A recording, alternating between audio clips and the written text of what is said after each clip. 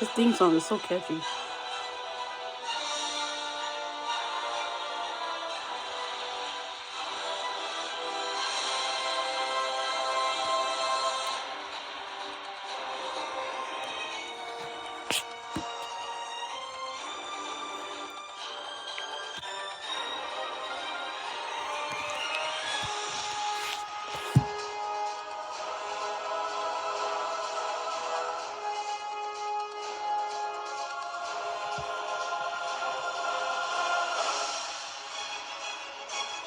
Okay, that's enough there. Sorry, this theme song is long. So yeah, like I said, I do like this theme song. It's very catchy. Dang, Danny Elfman can do anything. He's a film composer. He also voiced the skeleton in Nightmare Before Christmas.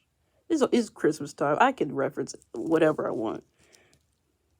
Well, anyway, today, yeah, just I've not seen the new Spider-Man movie yet, so don't tell me what happened in the movie because I've still never seen it. Spider-Man No Way Home. I want to see it. Maybe when it gets on DVD. But anyway, today I'm going to review Sam Raimi's first Spider-Man movie. Because I want to, and I was feeling in a nostalgic mood. Yeah. So this is basically a movie that stars Jane Franco, Willem Dafoe, Tobey Maguire, and Chris Dunst. You all know that.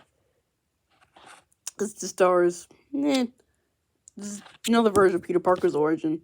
I can just tell you, I can sum that up in 2 seconds. Boy gets bit by a spider. Boy becomes selfish. Boy loses his Uncle Ben. Boy becomes a superhero.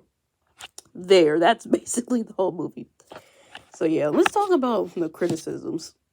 Organic web shooters. They don't really bother me. Yes, I know. People are mad because Spider-Man only had organic web shooters once in the comics. Okay, whatever. I don't have a problem with the organic web shooters. I do like web shooters, but that's because I always said that. I feel like if he has organic web shooters, it just show how smart he is. It just shows that he's not that smart.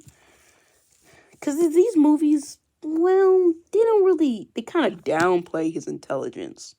Like, they don't really show how smart he is, ever. Yeah, people keep saying, ooh, but he figured out how to defeat the symbiote. That was just pure, he just remembered how the symbiote reacted to sound. An idiot could figure that out, and he just don't show how smart this version of Peter Parker is. He says some smart stuff, but you never see him actually do it. Yeah. Let's talk about the Green Goblin costume. Yes, he looks like a Power Ranger. It was 2002. Sam Raimi did a movie called Evil Dead. And I just get it. I get it. It's supposed to be, people keep saying it's too campy. Well, that's how comic books are. They still are like that. They're crazy. Especially we got things like Spider-Verse. I mean, seriously. Who in like 10 years ago thought we would ever get a movie about Spider-Man multiverse spider people?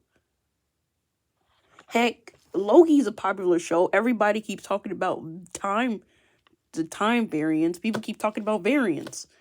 Who knew 10 years ago we will be talking about variants? So, I don't care. It doesn't bother me. I mean, I'm glad in Spider-Man No Way Home, the trailer. But please don't spoil it for me, please. But it seems like he's going to abandon his old costume. Which, it didn't bother me because it was 2002. And they could get away with most things. Heck, not too many super movies were good at that time. Yeah, you had Blade, you had X-Men, but that was really it. Yeah. Anyway, talk about the good parts. Oh, yes, I don't like Kristen Dunst is MJ. And now that I know that she's nothing like MJ from the comics, I'm just like, why? And her teeth kind of bother me, so, yeah. Let's talk about the good parts. Willem Dafoe's Green Goblin. Thank you, Jesus. I was going to say, thank you, Jesus, this is a thing. He is so over the top. He can make you laugh, and he can also terrify you. Like when he basically said Itsy Bitsy, when he sang the Itsy Bitsy Spider song and tried to use his goblin missiles to blow up a thing that holds, the crane thingies. I thought that was hilarious. The ending of this movie, have mercy. Spider-Man gets the crap beat out of him in this movie. Oh, yeah. Green Goblin's relentless. He's just gonna punch somebody in the face. Another scene when, Spider-Man jumps and the Goblin glider hits him.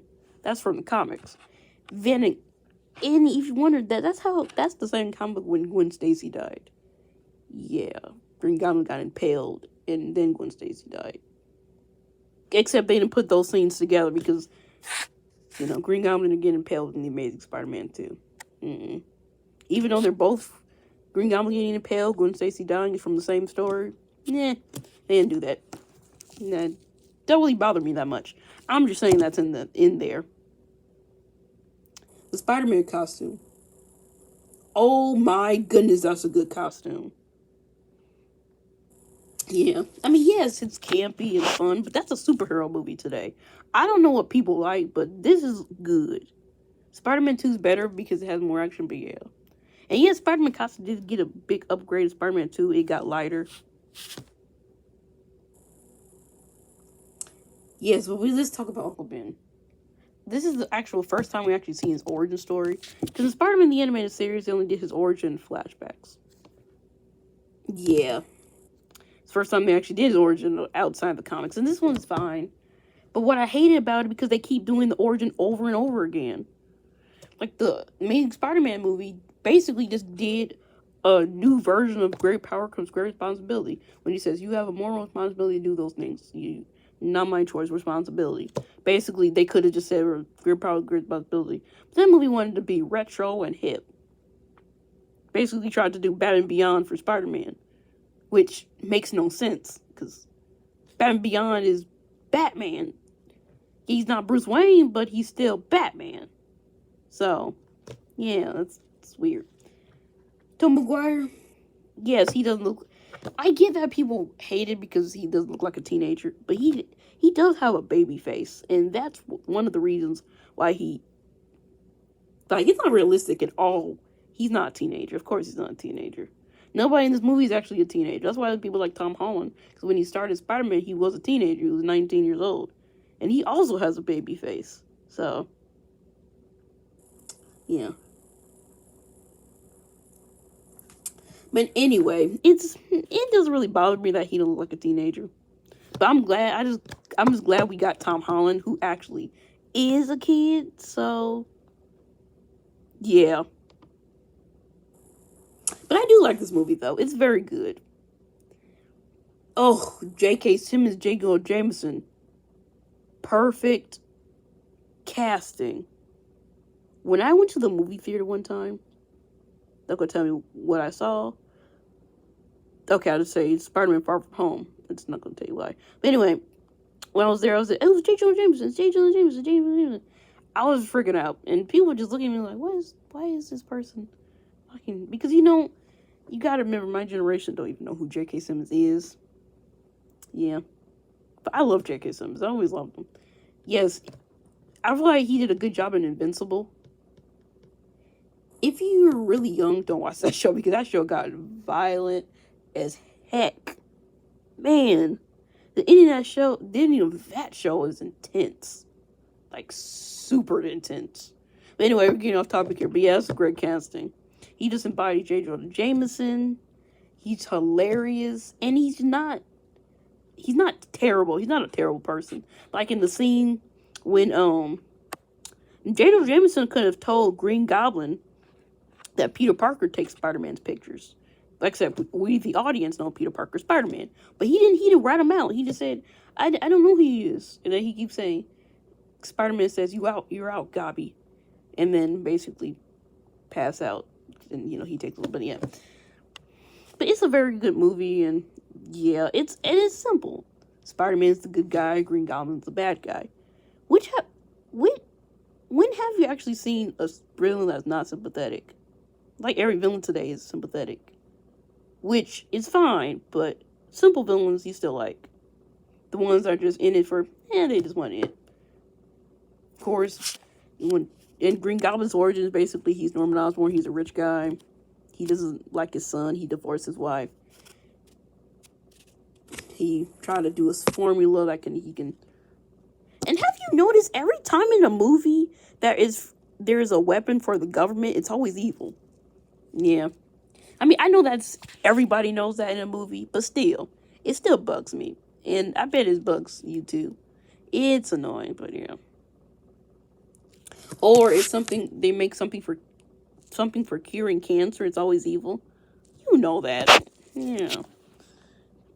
That was almost gonna be Venom's origin in the Amazing Spider-Man 3. Yeah, it was a long story. But let's just say in the alternate universe of the Marvel Comics universe called Earth 1610, Venom's man-made, not from space. So, yeah, it's okay. But yeah, he's basically just a simple villain. He has two personalities now. I luckily looked in the mirror. He's basically playing two characters. Mary Jane, oh my goodness, she's so annoying. How many times you think she screamed in these movies? A lot. Let's talk about Rosemary Harris's Aunt May. She does a good job too. Like she's just Wouldn't it make more sense if his aunt and uncle were actually his grandparents? Because they look old to be his aunt and uncle. I mean, I have siblings that are, yeah, but it is. She looks too old to be the sister of Peter's mother. Yeah. I mean, unless one of them are Peter related to Peter's mother. One of them, yeah, yeah. Some of them, but anyway, yeah. I like him when he first gets his powers. He's like, "What the heck?" Yeah, but some things that are in the comics that are not translated here, like Spider-Man does not get buff after getting bit by a spider. Some of them sometimes they just keep him a little short and skinny person. Yep. But everything else is the same. Like when he got bit by a spider, he could stop wearing glasses and stuff. Yep. Let's talk about James Franco as Harry Osborn. Good. Good. He gets the best arc in these movies. Like first starting to like Peter, be a little bit selfish brat. He's still a selfish brat. He goes out with Mary Jane because Peter didn't say anything. Which, that's kind of a jerk move. Yeah. I mean, if I had a friend and he liked a person and liked a girl, I wouldn't do that. It's kind of low, you jerk. And then at the end of the movie, he tried to go kill Spider-Man because he thought Spider-Man killed his dad. Oops, spoiler alert. I'm kidding. Who hasn't seen this movie? And then eventually, starting to kill Spider-Man. And by the third movie, he actually eventually becomes a hero and sacrifices himself and dies. Which, it seems really simple, but they really flesh this out. Like, okay, Spider-Man 3 was stupid, but you gotta admit, the Harry arc, other than getting bumped on the head and getting amnesia, which is stupid, everything else I liked. Yeah. Except he needs a more original name than just New Goblin. And he doesn't even call himself New Goblin. The studio that made these movies call him New Goblin. New Goblin? New Goblin? Spider-Man and New Goblin? That's a terrible name. That's the most sucky name I've ever heard. And then, of course, we also see his pumpkin bombs, which I bet every kid who saw the Spider-Man animated series cartoon. Well, of course, I wasn't born when this movie came out, but I did eventually watch the Spider-Man animated series cartoon, and I did eventually watch this movie. But I can just imagine those kids in those times, like, ooh, like, oh my goodness, just like Spider-Man the animated series. Yeah. I mean, I heard this movie was big when it first came out. Like, it was super big. Not as big as Avengers Endgame. Nothing got that big at that point. But still, everyone was there when the first Spider-Man movie came out. It was a huge deal. I mean, it was like, oh, finally we get a Spider-Man movie. Because Leonardo DiCaprio, they almost made a Spider-Man movie with Leonardo DiCaprio Spider-Man. James Cameron was going to do a Spider-Man movie. That never happened, and it was going to be a weird, pervy movie. If you read the script, you can find it online. I've never read the script, but if you have found it, it's the most weird idea ever. They tried to make a one from the '80s. That never happened. Michael Jackson almost sued Marvel because he wanted to be Spider Man. That would be hilarious, honestly. I'm Spider Man. That would actually been hilarious, but no, they're not doing that. And let's go into DC for a second. I know, but at some point, Jack Black wanted to do a Green Lantern movie, and it was gonna be a comedy musical. What the heck? I'm just saying, I didn't. That's why I went to DC, because I was like, I'm talking about the I talked about that just now because it's just like people are crazy. People will do anything for a paycheck. Yeah. But we finally got this 2002 Spider-Man movie, which was pretty good. But when the show came out, well, the characters that they doing, they could have doing cartoons. That's how they got Spider-Man Unlimited, which is just so different. It's not. It's basically just Spider-Man 2099 mixed with Batman Beyond. Spider-Man goes on another planet called Counter Earth. Yeah, they did that because they were making this movie.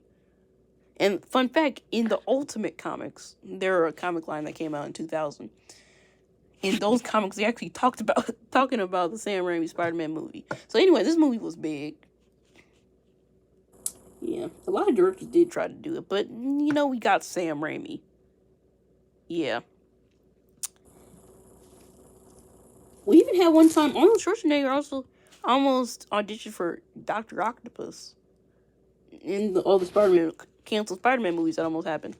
And this movie almost has Spider-Man 4, but I'll talk about that later because Spider-Man 3 ruins everything. Yeah.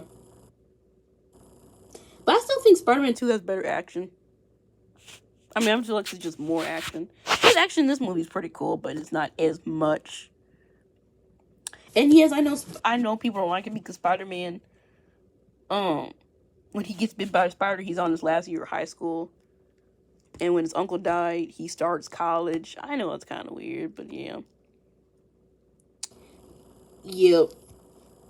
So that doesn't really bother me. I know Spider-Man's like a teenager for most of the comics, but it's fine that he graduated from college early. It's not really. It doesn't really piss me off. It's just like, oh, okay. Yeah. I guess because his name's Spider-Man and they really wanted to put in the man part, so he can't be in high school, but whatever. What else to talk about? Oh, yeah.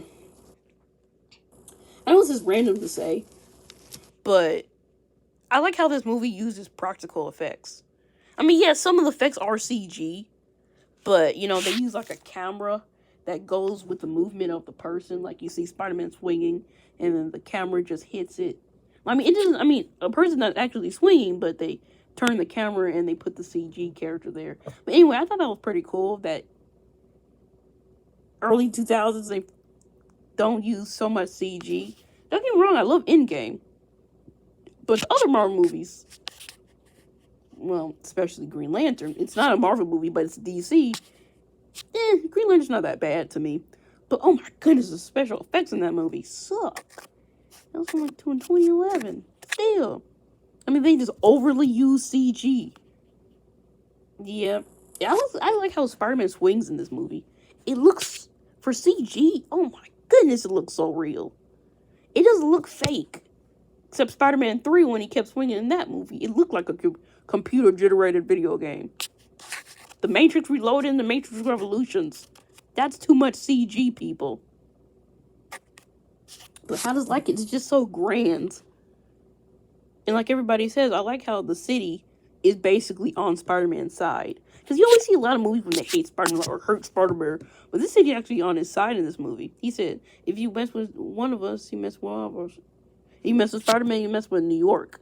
So, like everybody always says, New York is basically its own entity in this movie. And I like it. I just like how grand the swinging is. Like, it's one of the best Spider-Man swingings to this day. It's just so epic. It's just so fast. Every time I see it, I was like, this is cool. Yes, I do like the Amazing Spider-Man 2. I don't like the movie. Please don't think I like that movie. It is bad, but I do like the swinging things. The swinging scenes in those movies. That Spider-Man is just so acrobatic. Yeah. Yeah. But one thing I'm always wondering about them, one in this movie.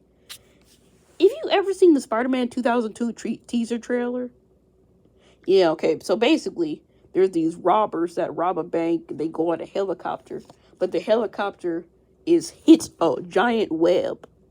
Yeah, and it's Spider-Man's web. That's it. That's in the teaser trailer. I just kind of wanted to see that scene in the teaser trailer when they just get on a giant web and get stuck. We don't see Spider-Man's face, but we see the guy looking at him like, oh my goodness. Yep, I feel like they just should have just gotten that scene. Yeah, when they just get trapped on a giant web. I thought that was a cool scene in the teaser trailer. I saw it on YouTube. I was like, this actually should have been in the movie. So, yeah. There's not much to keep saying about this movie. The ending's great. The cast is great. The villain is hilarious and also menacing. So I just can't keep babbling around. So I'm just going to end this video quickly. Thanks for watching, and Merry Christmas.